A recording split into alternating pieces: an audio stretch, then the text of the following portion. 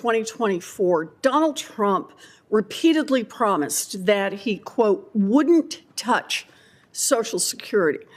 And as soon as he took office, he immediately directed Elon Musk, who thinks that Social Security is a Ponzi scheme, to doge his way through the Social Security Administration. He slashed staff. He created new administrative hurdles that make it harder for Americans to get their checks, money that they earned. That is effectively a benefits cut.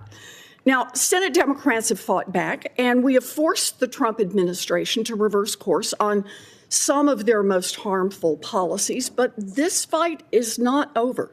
Social Security Administration is still facing a customer service crisis, and the Trump administration and the Republicans are still looking for ways to cut Social Security. So their current approach is make Americans work until they drop dead. So just listen to what Trump's appointees are saying. When asked about raising the retirement age, Social Security Administrator Frank Bisignano said, quote, everything is being considered and will be considered. Mr. Adcock, you are a Social Security expert.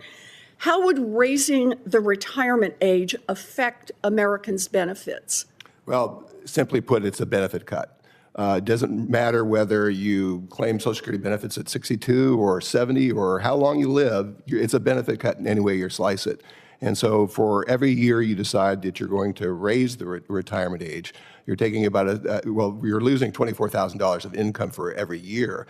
But then in your future benefits, for every year that it's increased, you're losing about 7% of your benefits. So raising the retirement age on Social Security by 1 year costs $24,000, and over your lifetime is about a 7% benefit cut. Is that? For each year. For each year. Yeah, that's right. For each year. So because some of the proposals that are being discussed would raise it from 67 to 69 or 67 to 70. So if you go to 70, if you do the math, how big is the cut?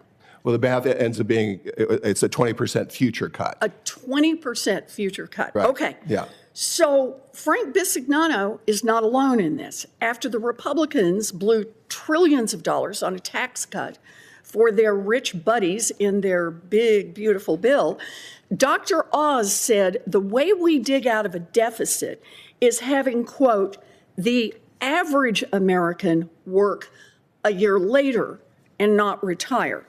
Mr. Adcock, how many Americans without a college degree work in physically demanding jobs? In that category of people who don't have college educations, about 41% of them. So what does it mean to work an extra year? Well, it means an extra year that you don't have benefits, and especially, when we're talking about this particular group of people who need to retire early, generally their longevity isn't as long. I mean, I think I've seen studies where when you take the bottom half of the income scale, they live about 5 years less than the people at the top end of the income scale. And so, and especially the other part of this is that if you do have a physically demanding job, and you're likely also to be from a community of color, in these situations, it means that you're going to need to claim benefits early. And so today, under current law, if you claim early at 62, you're taking about a 30% cut to your benefits, had you not waited until your full retirement age, currently at 67. But if you were to raise the retirement age to the full retirement age to 70, we're talking about a 50% cut. Wow. Wow. And I just want to add in this, there are obviously also people who have college degrees who also have physically demanding jobs. Sure. Am I right on that? Oh, absolutely, yeah. Right. My favorite example are kindergarten teachers. Try it sometime. Right. But unsurprisingly, Dr. Oz is not thinking about the millions of Americans who work in manual labor, who have physically demanding jobs, many of whom have ground their bodies for decades at construction sites, hauling boxes in warehouses, scrubbing bathroom floors, and literally may not be capable of adding work. Indeed, as you say, these are often the people who have to retire early because they're just physically spent. And look, I'm all for older Americans working longer if they want to work longer. But let's not confuse wanting to work with being forced to work because the Trump administration is taking a sledgehammer to Social Security.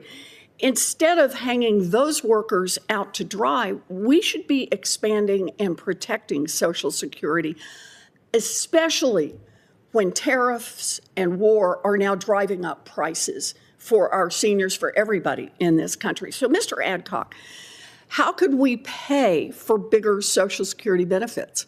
Our preferred solution would be making the wealthy pay their fair share. Yeah, that seems right to me. Look, we've got to make sure that the wealthiest Americans pay their fair share and not force seniors to work until they drop dead. Right now, a billionaire, Jeff Bezos, Bill Gates, Elon Musk, pays as much in Social Security taxes as someone who makes $175,000 a year. I've got a bill to fix that, and it would raise enough money to increase benefits by $200 a month for every senior and help stabilize Social Security to make sure it is around for the long haul. Social Security is not charity, it is a promise. And it is a promise that people have earned. And the Trump administration is trying to strip away that promise, trying to chisel it, trying to shrink it up, and then rebrand it as an opportunity to work. Americans aren't buying it, and we're going to keep fighting back. Thank you, Mr. Chairman.